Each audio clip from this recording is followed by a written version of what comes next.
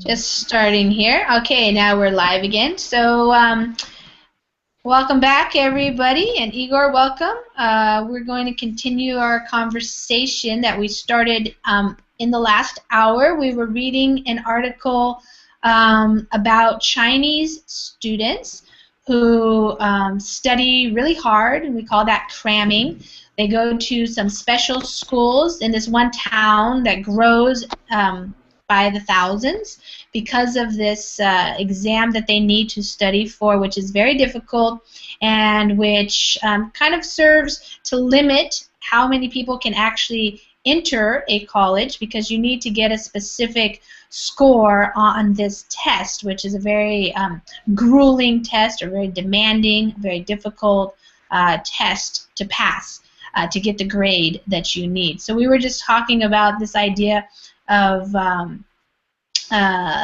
Nihan brought up about, if your government does provide education, even higher education, like at the university level for free, then oftentimes they need some type of entrance exam to, we call it weed out. So it's kind of like to filter and to pick only like the top students. So the top students, of course, that's kind of a hard thing to know that you're getting the top students based on this was a test that takes 2 days. I think they said it was 9 hours long. And so yeah, it's hard to know whether or not you're going to get the best students, but that's what they do. So you have this test, you have to study for it, you have one time to take it each year, and you have to get a certain score to get into college. So Nihan, did you want to continue what you were saying about? I just want to say, I just want to add something briefly. Yes, that kind of exams is not accurate because in 2 or 3 hours you cannot express your information or your skills, but in developing countries, unfortunately, it's necessary because there isn't lots of colleges, there isn't lots of opportunities to educate the whole students. But if it could be not for free and it could be a charge, maybe we need more than thousands of university for everyone. But I'm against that kind of idea because we don't need lots of doctors or engineers or university professors. Maybe just sometimes we need workers, blue-collar workers or something. And when that guys go to university, because I've worked in a really big company who produce lots of things, and more than 1,000 workers was there, and some of them was graduated to university and working with a really small amount of salaries, like minimum wage, and it was really frustrated for them to getting a university education. Yes. Let me just write that. Okay. Yes, so that's another factor. So, while we read an article like this and it sounds horrible and it's not fair, and wouldn't it be wonderful if everybody could get the education that they wanted to get, realizing that not everybody wants the same type of education. But the realities that we live with right now in many developing countries, like Nihan said, is, your government might give you, or they might pay for college or university, but there aren't that many. It's not like there are thousands and thousands of colleges. There are a few, and therefore a limited amount of people can actually attend the school. And so there has to be some way of choosing who can go and who cannot enter. And so that's, that is why there's so much built up around this, and why it's so much pressure, is because it's like, like Imad, you've told me sometimes some stories about your experience where maybe I'm just going to give an example, like maybe there are 10 positions open or places open, and then there are like 100 or 300 people who want to get in. You know, there has to be some way that you figure out who am I going to allow into this class or into this program or something like that. And it can be very stressful trying to prepare yourself to get in, and also very sad if you don't get in and you worked so hard. So that is a reality right now in many areas around the world. So, and like Nihan says, it's maybe something that could be addressed and changed, but maybe not so quickly, you know, and not so, it's going to cost money to do it. Imad, did you want to? Okay, Listen. Dory? Yeah, go ahead, Dory. Yeah. Sorry. I Go ahead, think Dory. that these exams are right to do, Mm-hmm. but I also think that the government should help for anyone who want to learn and success. Mm-hmm. That's not right. The government close his mouth Mm-hmm. about this issue and do nothing. You know what I Yeah. mean? I do. So you're saying that maybe it's okay to have such exams for certain universities or programs, but if a person wants to learn, the government should support them in some way. Is that what you're saying? That's exactly. Okay. And Dory, what country do you live in? Israel, Jerusalem. Israel. Mm-hmm. And so what is the system like in Israel? For example, for a young person who wants to continue their education, what is it like? When I want to get into the university, Mm-hmm. I need to do an exam that's called psychometry. Mm-hmm.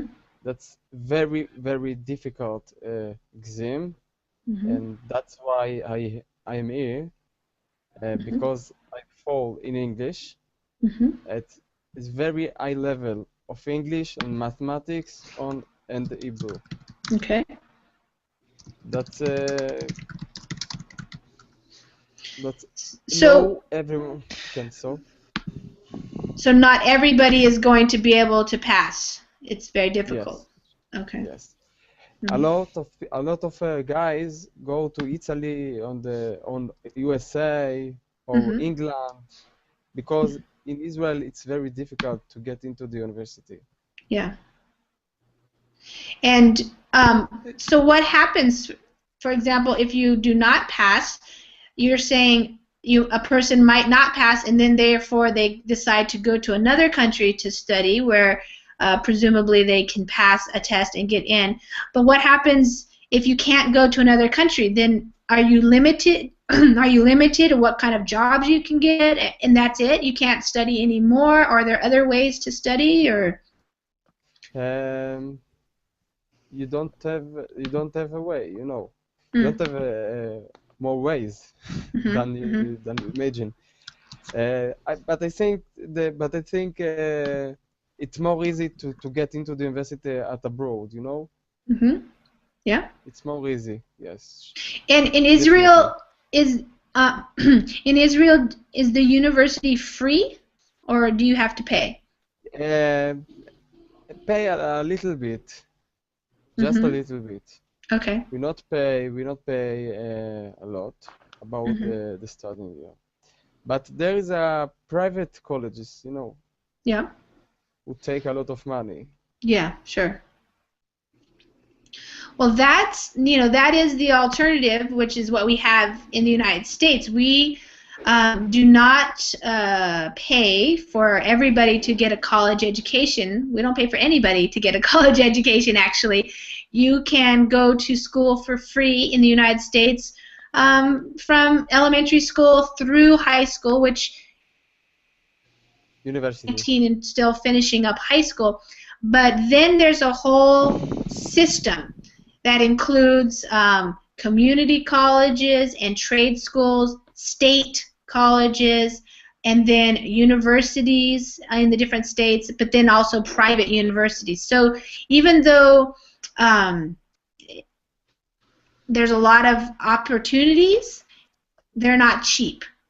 So in the United States, what is happening is kind of what Maud said, is in the United States nowadays, many people, it's very common to just go to college, get a degree, maybe you become a teacher, an engineer, or even lawyers, which have to go on beyond college. They have to go and get their law degree and pass a test. They cannot find those jobs. Just because you passed the bar exam, which is the exam to be a lawyer, and you've studied all the things you had to study, does not mean you actually will work as a lawyer. And so what's happening in the United States is, yes, there's lots of opportunities. They're not free. They're not necessarily cheap. And many people believe they need to go that route, yet they do it, and then they realize at the end, I still don't know what I'm going to do for a job. And I might still just have to go and do what Niham has said, which is, go work at a coffee shop for minimum wage, or go be a waiter or waitress, or go do some construction work or something like that. And that has become more and more a common reality for a lot of people, and it's very frustrating. So while there are good jobs in the United States still for highly qualified people in certain technological areas or engineering, the average person who just goes and gets a college degree, it does not guarantee them a good salary, So, yeah. Okay. In Israel, if Yes. you don't have a degree, Yeah. you are nothing. Just nothing. That's like, is that a psychological thing, like in the mind, or a cultural thing? Like, people think that you're not very intelligent, or what do you mean? Yes, exactly. Okay. You are nothing. You don't have to work on respected work, Yes. It's not easy at all to be here without a degree. Yeah, I see. And that's maybe a little bit, that's similar to the United States, but we have enough of a history in the United States of people like Bill Gates, Steve Jobs, and actually many wealthy people.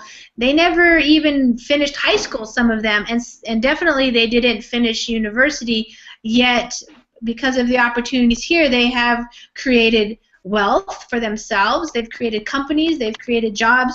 So in the United States, education is important, but it's not as important for the wider culture as it does seem to be in, like what you're saying, in Israel. I don't know what it's like, for example, in Egypt, or Rafael, in Brazil. In the United States, you definitely don't have to go to the university, and if you are successful on your own, then people will judge you about that, not whether or not you have a degree. Nobody cares. They care more about what you do in your life. What you actually are doing. Yeah. Nice. You mean Igor? we don't need to get a degree to be a good professional? Right. In the United States, of course, there are some jobs that you do need a degree. Like, if you want to be a doctor, you have to get a degree. You have to pass certain tests. Same for, like, a lawyer. And there are certain professions where you absolutely have to go to college, you have to get a degree, and you have to show that you've passed through these different tests or whatever, that you have the skills. But in a lot of areas, that's not the only way to do it. I mean, look at Bill Gates or like Steve Jobs, people like that who created a whole new field. You can get example for it. Yeah, examples are like Bill Gates. I mean, we're talking people who they create. They're business people. So Bill Gates is one. It's not. It's not. Well, I share. Yeah, it's an example. One example. Yeah.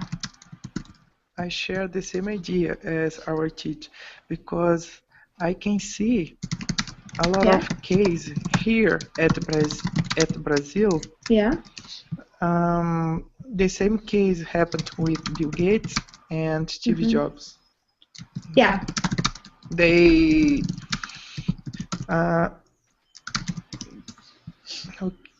They didn't have a chance to finish their Yeah, they dropped out. graduation. Yeah, Hmm. and then could create a huge company. Huge. Yeah, right. And So in the United States also there's a lot of talk. I mean, certainly lots of people are still going to university. Don't get me wrong. I don't mean to say that people don't care about college anymore. But there are also a lot of people who are reevaluating. They're rethinking the value of college. What is it that I want to do?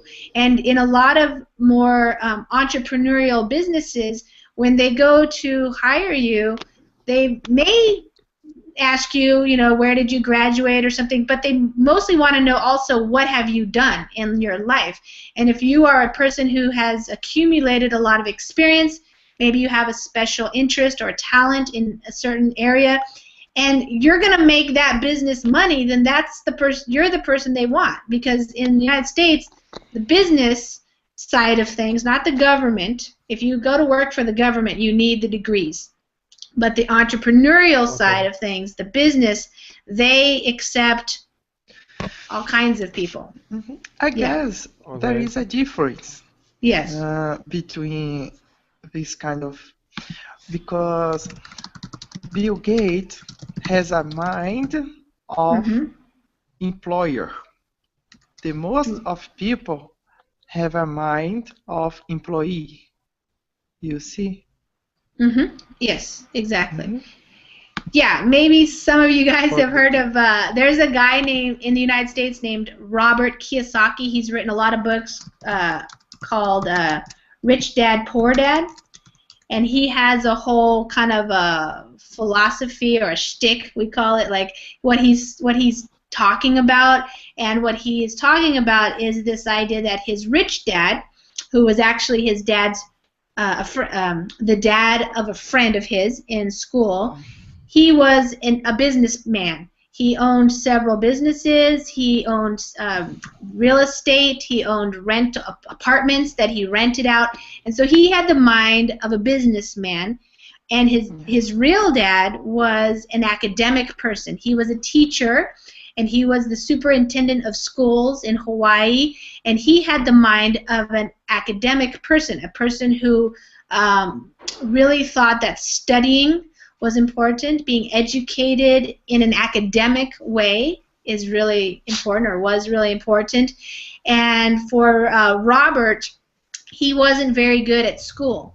So in school, he did not do very well in writing, you know, in math.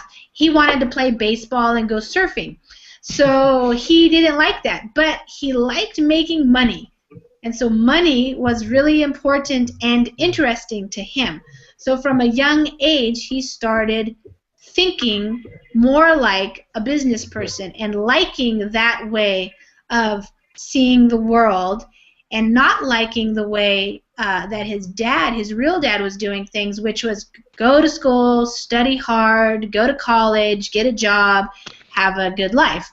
And what he saw was that a lot of people were studying hard and they were getting jobs, but they didn't have any money to do anything. They could barely pay their bills, and they were always worried about money. So this kind of stuff was going on in his mind, and he wanted to be rich. He wanted to have money. He didn't want to be just worrying about paying his bills. He wanted to have money to buy the cars that he wanted and, you know, go traveling, do whatever he wanted to do. So he started learning from the business guy how to think like an employer instead of like an employee, where the employer is looking at, you know, who's working for me, how do I make money, who's a good fit for my company, and the employee is just wanting their paycheck.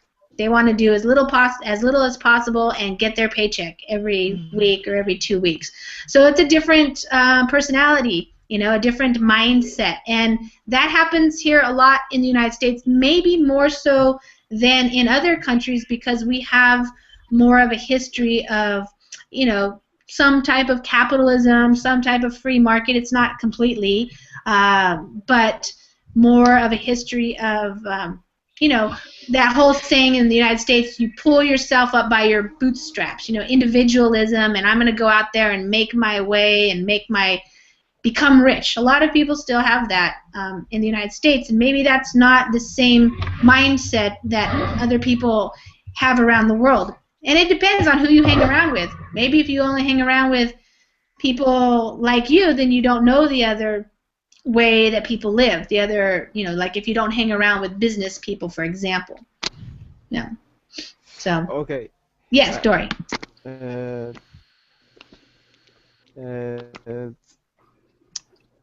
I need to say that I know rich people that that are stupid, actually. Sure. But we need to understand that the money, it's not all, you know. Yeah. I prefer to learn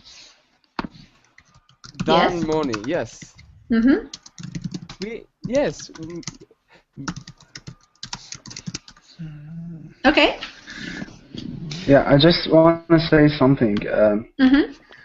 The bad thing about those growing tests, it's really sensitive topic. You can't even mention it in front of your kids. Like if you have one of your kids going through one of these tests, standardized tests, say for example high school test, it will be very, very difficult and sensitive topic to talk about it. The student himself, you feel like the stress inside the family, even if you are the parent, you are not the student himself. You feel like the stress is all over the place. The whole family is suffering. It's just 1 year, everyone is suffering. And when it comes to the test, it's only 7 or 8 days that will determine the future of this little guy. It's very hard. It's very hard. They put the pressure on the student. They put the pressure on the guy who, if he failed the test, he will consider stupid. Yes. And even worse, if he studied very hard but didn't get high scores, let's say because of getting sick during the test, or let's say if I don't like all the subjects, I might be very good in math and science, but I'm very bad in things that are theoretical. It doesn't matter. Yeah, so my high school score or baccalaureate score, it doesn't determine or doesn't give any indication about my let's say mental ability. Yeah. Okay, so you could see people getting to medical school, getting to the top schools or specialties at university, even if they don't worth anything. They are just people who can memorize a lot of things. Sure. So the high school education is kind of old-fashioned. They challenge the students. They put them in a bad situation.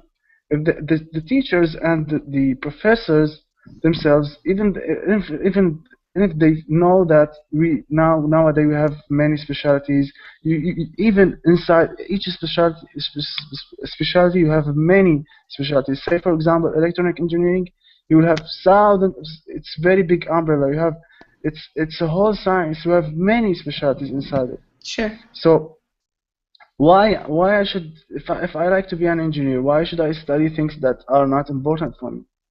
Things that I don't care about it. It's the way that they cause me to fail in the test, and they put the pressure on me. It's kind of making things hard for the people to get to their own dreams, just making obstacles.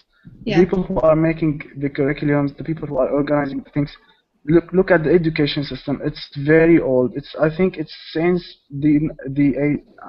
since the beginning of life. It doesn't change. Yeah, nothing changed. You have class, you have teacher. They teach the curriculum. They can't teach anything outside the curriculum. The questions are standardized, and even worse in the developing countries, the people who will score the students these papers might be unfair. You know what? You might be a hard worker. You might be a very good student, and you might be surprised. This happened with me. You might be surprised that we are oppressed by someone. You don't know who did that for you, but you know for sure that you didn't take what you deserve. Right. In the developing country, this is like very common phenomena. It will cause the student after this very bad experience to have very bad psychological effects, and it will have very bad impact on their feeling they are not going to success in anything in life, Yeah. not only in study.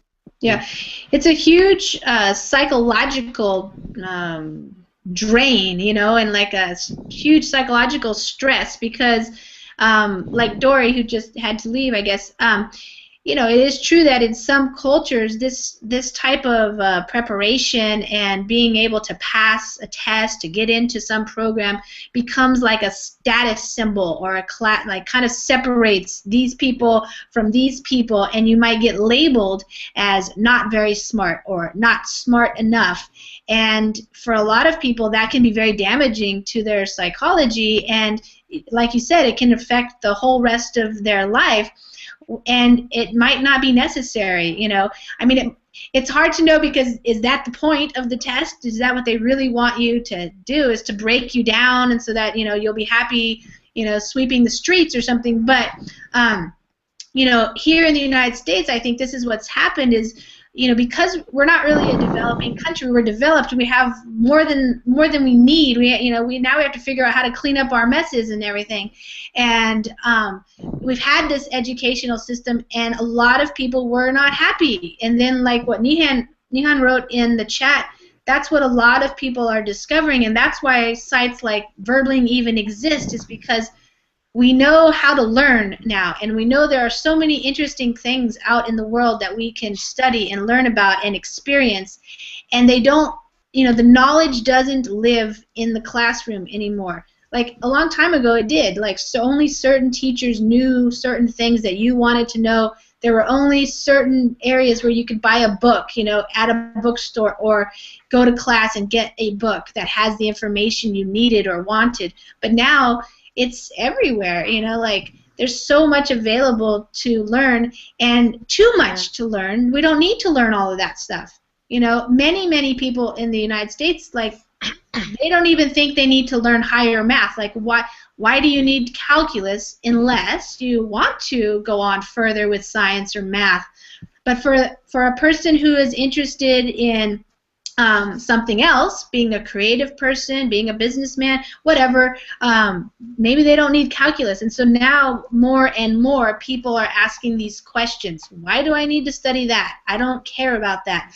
I want to study this. That's what I care about. That's what is interesting to me. And that might change, and then I might go over to here. But there is no, like, body of knowledge that every single person needs to know about. And that's especially true because it's changing all the time. Even the science changes.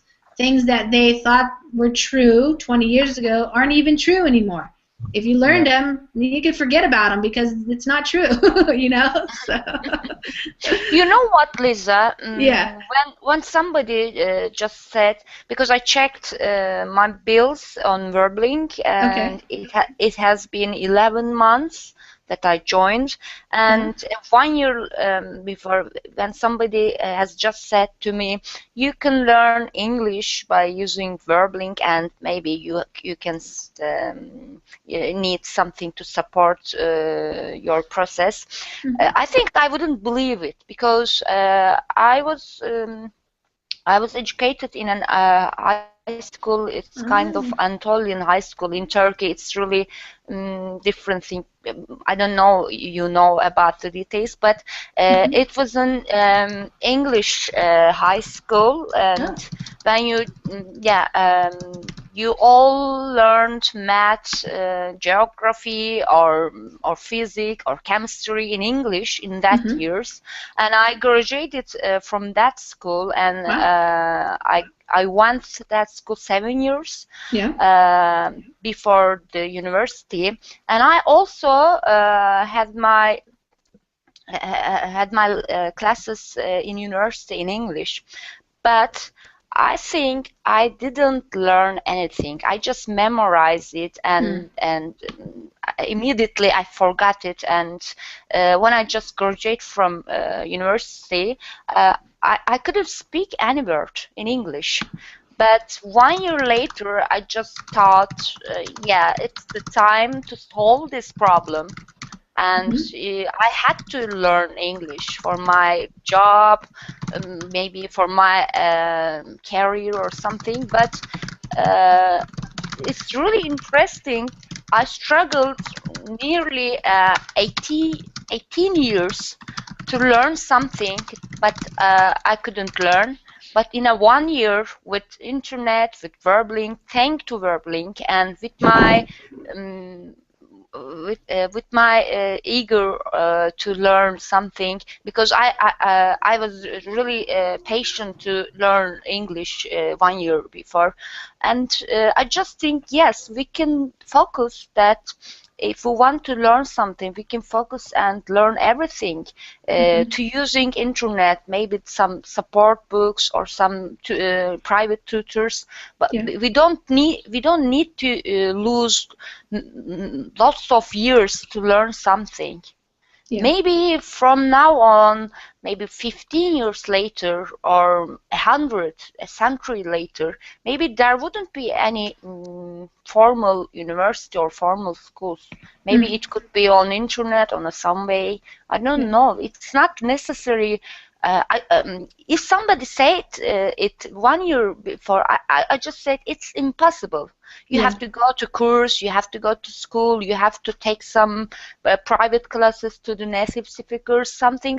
But I just lived it, and I'm really believe it that you can do it with internet and with your if you are willing to do it, you can do it without any formal school.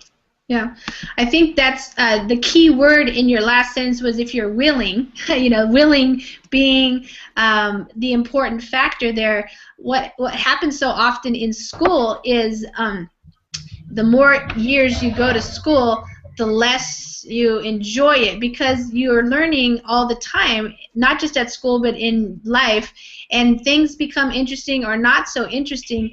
And if the stuff that you are being taught at school is not so interesting to you, or is not being taught in a way that helps you gain some interest, like sometimes you might think, oh, I don't really like that, but then you have a really awesome teacher or a person who's excited about it, and their excitement helps you get a little excited.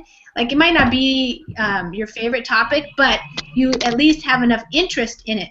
But if you go through your life as a young person, just being exposed to boring content and very rigorous schedule where you don't have very much fun in your life, then yeah, you get trained that way, and then you start to think like, well, how I can't do anything on my own. Like, the teacher knows it, they are going to give it to me. They're going to fill me up with knowledge. But I think nowadays more and more people realize that's not true, that human beings are naturally curious.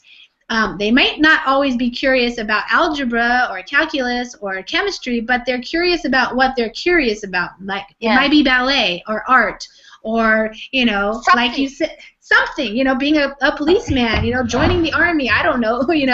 Playing video games. I mean, sometimes I tell my sons, you're playing too many video games, and then they tell me, Mom, there's this guy on YouTube, and all he does is make videos and tells people how to do the game better, and he makes a lot of money. Bad excuse. So today there's lots of different opportunities. I don't know if there are more or less or better or worse, but there are different opportunities for how to live your life. And just doing the same thing of going to school, getting a job is not the only way. It's still very common, and it might still be the best way for you or for an individual, but there are different things. And I think, Nihan, what you're saying is true. A lot of people, they wouldn't believe they could do it on their own, and just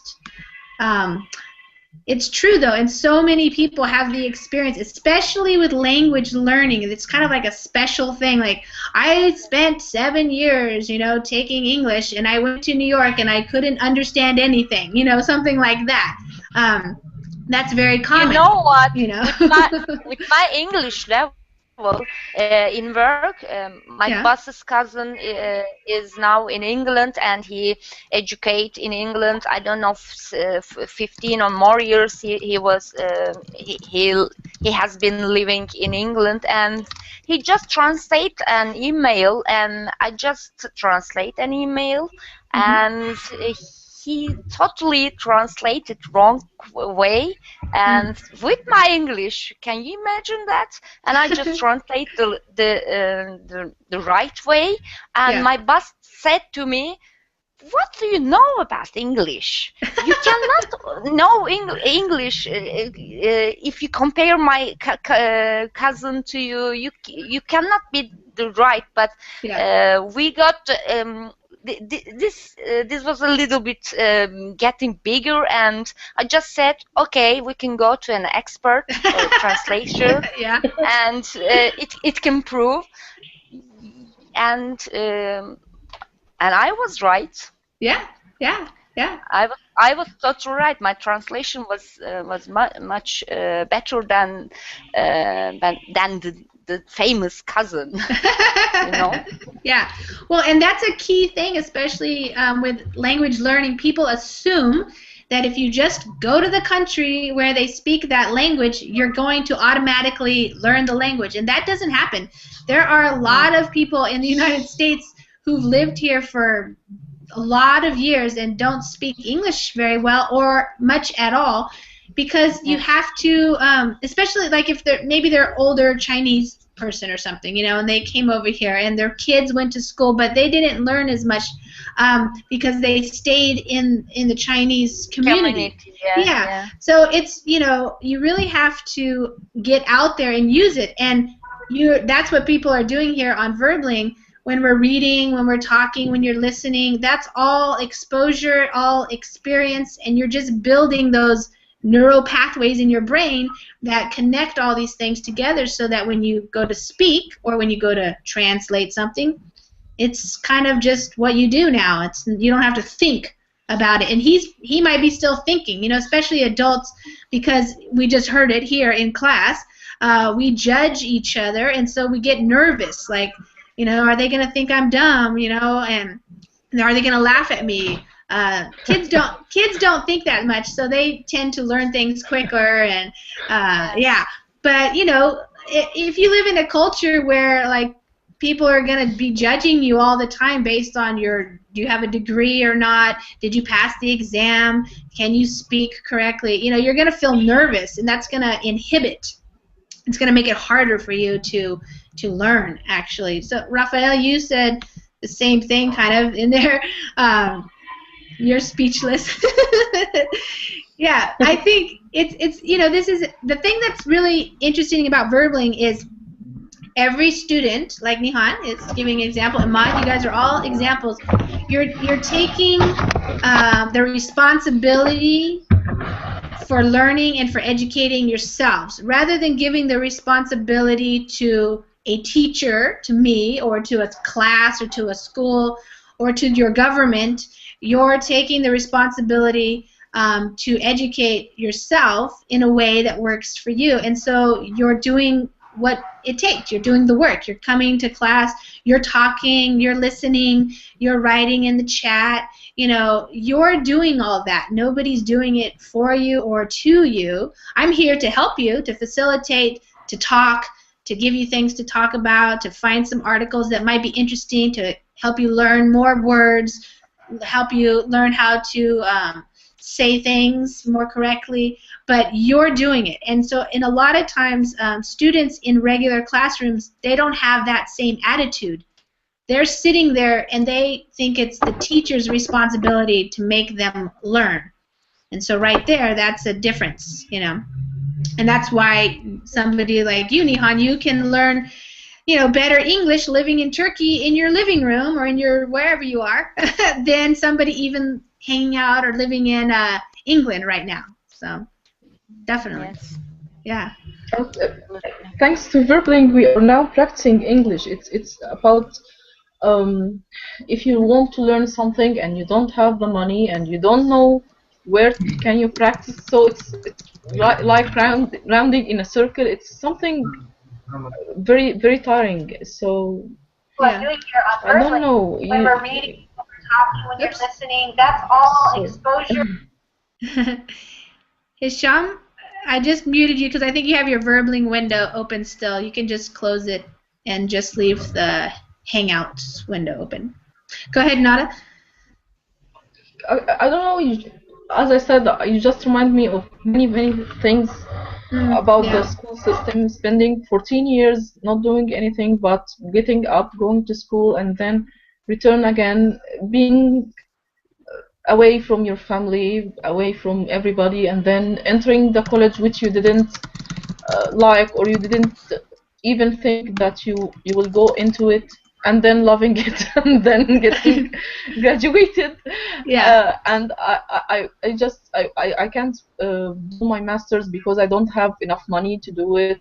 And after graduation, I just tried many jobs, like being an office manager, and then English tutor, and then going to a school, and just getting sick with the school system and all the systems of even the schools which is not governmental, but having the same mentality, having the same problems, dealing with everybody in a very bad way, even the students, the teachers. And then I don't know, I don't have the opportunity to practice. I don't know, it just reminds me of many good and bad things. Right. Yeah. Yeah, and it's interesting, like Nihan was saying, sometimes you just don't know what other possibilities there are. And even if somebody were to tell you, hey, you could do this a different way, you might not really believe it, because you've only known one way. Not even believe it. It may be too late, or every here the employers are always looking for experience. Even if you are a graduate, they are looking for experience for 2 years, 3 years. So you have to work while studying. So if you work while studying, you will miss the experience of studying in a college, or learning in a real way. So you have either to choose whether to have a work experience or professional experience in something, or to just live your life. So it's just many things mixed with each other. And I think the solution is very simple, that giving choices, having ordinary schools, having industrial schools. We have them here in Egypt, and I think in many countries, but they are not qualified enough, or they didn't graduate students who are really qualified to work. They are, and then we have the gap between the market, which needs qualified, or at least have the minimum knowledge of something, and then we have employees who really wants to work, but they don't have this qualification. So I don't know, there's a problem and a gap, and no one is trying to just link both of them. We have just one school, as I know, which links a factory, or I think many workplaces with. Whoops. Cut out there. What's happened? I don't know. Her microphone.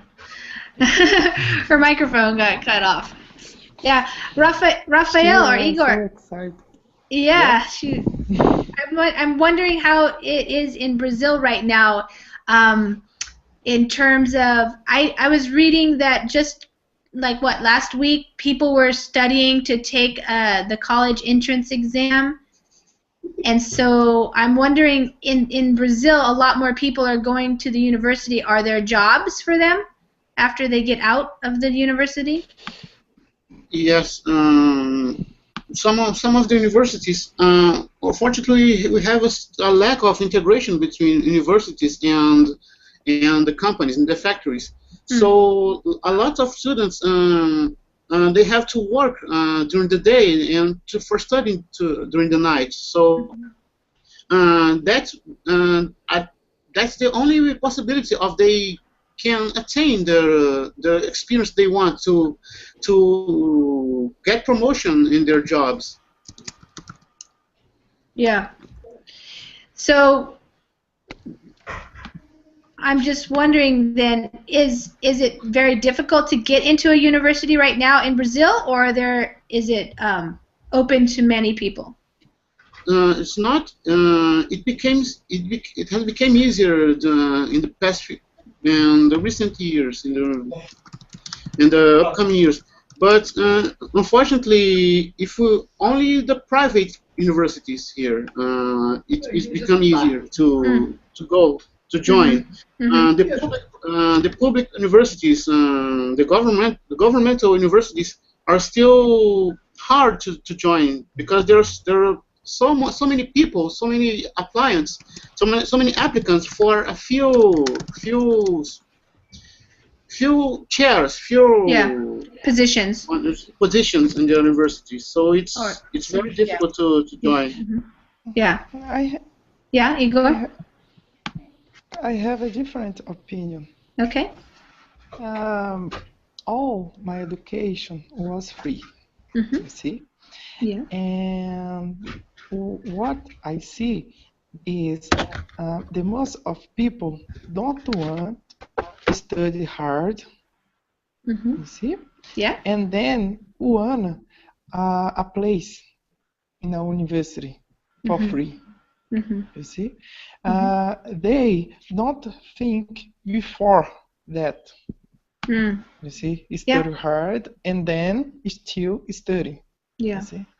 They just want a guy, a government, a company just offer. Do you want a place in a university? Yeah. You see? I disagree. I think we have, unfortunately, we have so many differences, social differences here, related with our people. The rich people can pay for better schools, and unfortunately, the biggest part of the population doesn't have enough money to pay for better studying. So when they do this test for join the university, to join the governmental universities, unfortunately the poorest people aren't well prepared like the richest ones. So I don't think it's about a willing to study. I think everyone wants to study. I think everyone wants to obtain a better life, a better future. But unfortunately, we don't have the same opportunities for all of us. I see what are you saying. I wasn't read. I'm not read. You see, but all the time I needed to balance my work time and my study time. You see. Yeah. Yeah. Well, I think Alexandra's not in this hour. She was with us last hour, but she mentioned something about that where she had the opinion that maybe some people were more suited. We say more suited to like business, or maybe another person's a better person at academics. And so I think sometimes people do have different personalities, and sometimes that's the hardest thing about being so young, because sometimes some people, they don't become more mature until later. And so, like you said, Igor, maybe some people aren't You muted. You know? Yeah? Oh, we didn't hear your last sentences. Yeah. You're muted. I was muted? We can hear you now. Yeah. Can you hear me now? Okay. What I was saying is, you know, some people, the difficulty for some people is that they mature at a later date, let's say. So, you know, some people going through high school, they're not planning so far ahead. So, Igor, if you're a person who has a personality that plans ahead and you can see the future and you say, hey, I have to work and I have to study and I have to balance my life, then that's probably going to work for you. But some people, based on their personalities, maybe based on their opportunities or their economic situation, their family situation. Maybe other things are important to them when they're 15 or 16 or 17.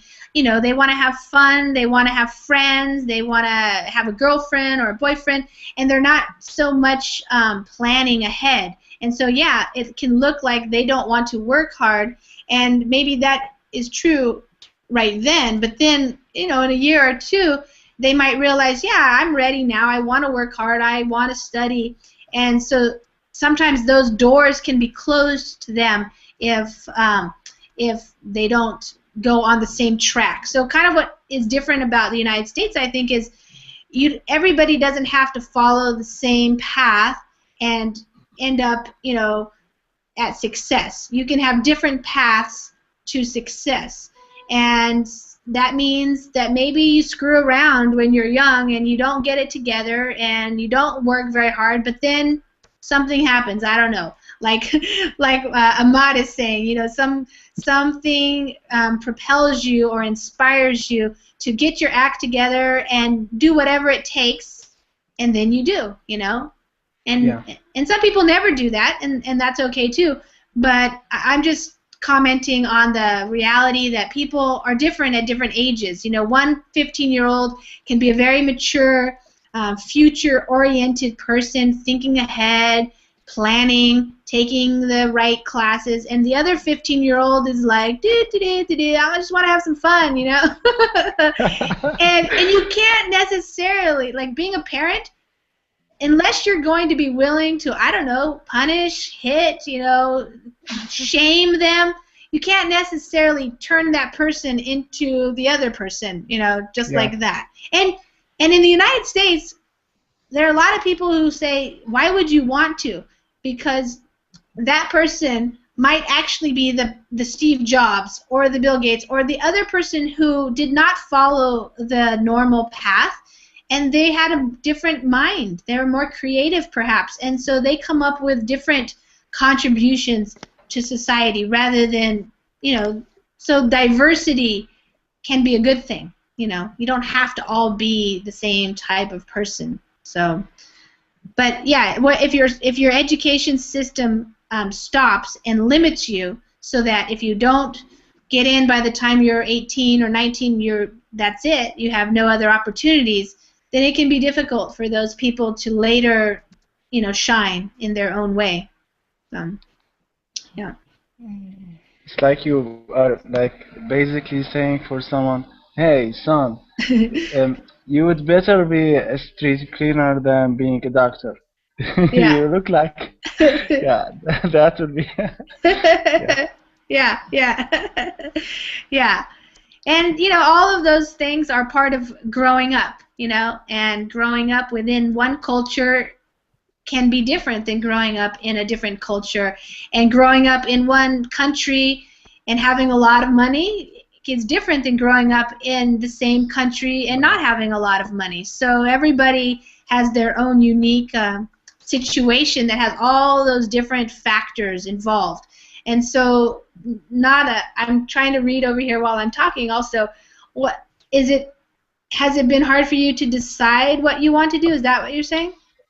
Yeah, I don't know I graduated from the Faculty of Art as in English department. So what's the skill which I have is English. Okay. Is having a language. Yeah. But the problem is I don't have a way to practice it, and I don't have the ability to learn how to really speak in the college because of the great numbers. So you don't have the opportunity, that great opportunity to speak and to practice your English.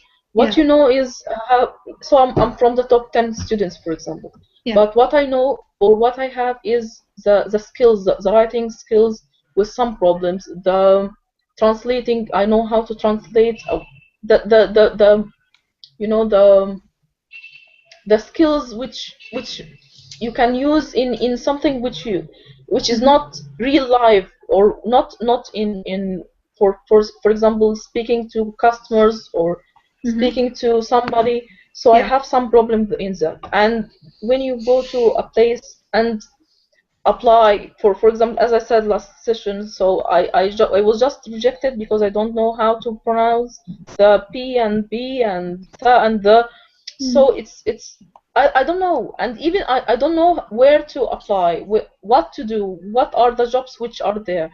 Even when I'm going to a college, I don't know what's it, what is it, what the college is, or what to study, or what is it there, what this college is teaching, or what will I get from this college, what's the difference between this and that. It's all decided by some grades which you have, and even you are just like destiny, and you don't have any opportunity to choose what to do. And even if you choose, you don't know whether you are choosing on a right base, or you don't have the enough information always. You don't have the enough information about your decision, so you are always I don't know. Well, I think it's interesting because we only have a minute left, but what you're describing is kind of an interesting thing, because the educational system, you grow up and you get educated, and it's basically like the government is educating you in most places. You might go to a private school, but if you go to a public school, it's the government. And they have their own ideas about what's important, what a person should know, and the teachers are trained to teach that material. And then you have this other section or sector of society, which is the business sector, and where you get a job and how you make a living. Business and government also, but it's not always an easy shot, we say. Like, it's not so easy just to move from a classroom, learning things, into applying that knowledge or those skills directly to something that is useful in a job or in a marketplace, so that when you go, it can be hard to know, like, what skills do I really need, and how do I really get them? Do I get them in a school? Because usually when you study a language in a school, you can read books, you can read literature, you can probably write very well, but that's all in a school situation. Then when you actually go to a place like, who's going to pay you to do something for them? It might look more like, hey, can you call this person over here, and we're working with this company and we need to talk to them, and I need you to translate this marketing material, or something different like that. It's not necessarily academic anymore. Yeah. And it can be hard to transfer and know what to do. There's something in the United States in high schools that they don't do a very good job of it, but it's career counseling. They're supposed to help you understand, like, what's out there, what kinds of things do you like to do, and how does that look in the real world, you know, for jobs and for making money and for having a good life. So I don't know. You know what, Lisa? The hardest thing was to choosing the department when you're really tiny.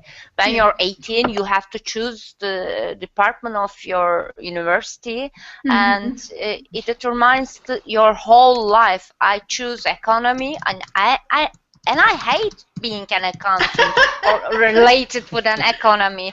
Maybe I have to study literature or something, but when you are really young, you have a really big responsibility to choose your whole life's job. And for university, it's really hard to choose the right thing that suits your ability, that suits your skills, and it's really hard in that age. Yeah, I think it can be. I mean, maybe Igor, from what I heard maybe you some people have a passion or a real strong interest from an early age, and it's easy, you know, it's like they just keep moving on with that thing. But other people, it's like, oh, I like this. Oh, I like this too. And, oh, I don't even know what that is. I want to know, you know. And so we have a lot of different interests and a lot of different things. But, yes, when you're 18, you know, you think, I got to find a job. I got to do something. What am I going to do? And many people listen to their parents or their grandparents and people who are trying to give them practical, responsible, mature ideas, and it might not really be for you. So yeah, you might end up being an accountant. You know, maybe you make good money, you have a job, which is a good thing, and yet it's not so wonderful for you. So, But yeah, there's always Verbling. You can always come and take English classes and still be an accountant. Yes. So you don't go quit your job, you know. But This is a polemic topic. yeah, yeah. What did you say, Igor? It's a polemic topic. Yes, yes. Yes, and we could keep talking about it. I mean, it's about life, really, and what do people do with their lives. And when you're 18, you might decide one thing, and then when you're 40, you're like, oh, okay, I want to do this now, you know. So, and sometimes that might mean changing jobs, and it might just mean doing different hobbies or interests or meeting new people. So Maybe it I've will be too already late. decided. I will be retirement. probably retirement, right? What did you say, Raphael? No, maybe it would be too late to decide when you're 40 or No, Well, I it's just never too decide late. Never I'm too close late. to 40. It's there. Thank you, thank Yeah, it's you never for too your late. You can always wisdom. do something. Your economic reality is one thing, but you always have your free time and your inner mind, what you can do there. So, yeah. Okay, guys, thanks for coming to the 2 hours of classes and for participating. It's really fun. And there's other classes starting now, so I don't want to keep going and interrupting them. But I think I have another class later today and some more later this week, so maybe I'll see you again. Have a Thank good you very week. much. Okay, Thank you, thanks, teacher. Mike. Okay. Bye-bye. Take care. Bye, Bye. everybody. Bye, guys. Thank you. Bye, guys. Bye. Like, you know, like Imad, you've told me sometimes some stories about your experience where maybe there's, I'm just going to give an example, like maybe there are 10 positions open or places open, and then there are like 100 or 300 people who want to get in. You know, there has to be some way that you figure out who am I going to allow into this class or into this program or something like that. And it can be very stressful trying to prepare yourself to get in, and also very sad if you don't get in and you worked so hard. So that is a reality right now in many areas around the world. So, and like Nihan says, it's maybe something that could be addressed and changed, but maybe not so quickly, you know, and not so, it's going to cost money to do it. Imad, did you want to? Okay, Dory? Yeah, go ahead, Dory. Yeah. Sorry. I Go ahead, think Dory. that these exams are right to do, but I also think that the government should help for anyone who want to learn and success. That's not right. The government close his mouth about this issue and do nothing. You know what I mean? I do. So you're saying that maybe it's okay. Really big company who produce lots of things, and more than 1,000 workers was there, and some of them was graduated to university and working with a really small amount of salaries, like minimum wage, and it was really frustrated for them to getting an university education. Yes. Let me just write that. Okay. Yeah, so that's another factor. So, you know, while we read an article like this and it sounds horrible and it's not fair, and wouldn't it be wonderful if everybody could get the education that they wanted to get? You know, realizing that not everybody wants the same type of education, but the realities that we live with right now in many developing countries, like Nihan said, is, you know, your government might give you, or they might pay for college or university, but there aren't that many. It's not like there are thousands and thousands of colleges. There are a few, and therefore a limited amount of people can actually attend the school. And so there has to be some way of choosing who can go and who cannot. enter. And so that's, that is why there's so much built up around this, and why it's so much pressure is because it's hard to know whether or not you're going to get the best students, but that's what they do. So you have this test, you have to study for it, you have one time to take it each year, and you have to get a certain score to get into college. So Nihan, did you want to continue what you were saying about? I just want to say, I just want to add something briefly. Yes, that kind of exams is not accurate because in 2 or 3 hours you cannot express your information or your skills, but in developing countries, unfortunately, it's necessary because there isn't lots of colleges, there isn't lots of opportunities to educate the whole students. But if it could be not for free and it could be a charge, maybe we need more than thousands of university for everyone. But I'm against that kind of idea because we don't need lots of doctors or engineers or university professors. Maybe just sometimes we need workers, blue-collar workers or something. And when that guys go to university, because I've worked in a real. Just starting here. Okay, now we're live again. So. Welcome back, everybody, and Igor, welcome.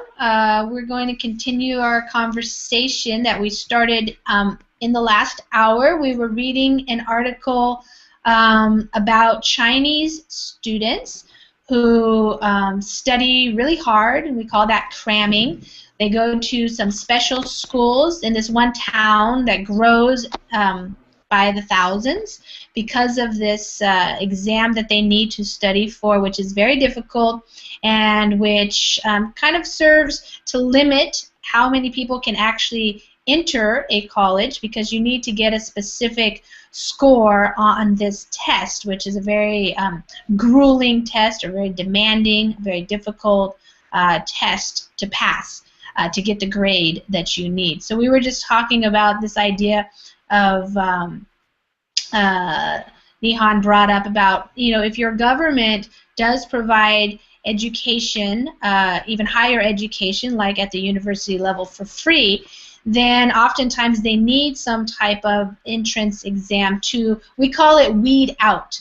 So it's kind of like to filter and to pick only like the top students. So the top students, of course, that's kind of a hard thing to know that you're getting the top students based on this was a test that takes 2 days. I think they said it was 9 hours long.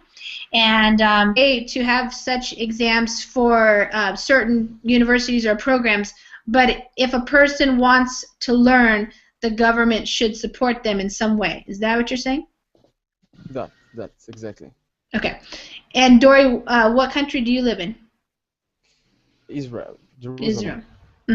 And so what is the system like in Israel? For example, for a young person who wants to continue their education, what is it like? When I want to get into the university, I need to do an exam that's called psychometry. That's very, very difficult exam, and that's why I am here, because I fall in English. It's very high level of English and mathematics and Hebrew. Okay. That's so everyone can solve. So not everybody is going to be able to pass. It's very difficult.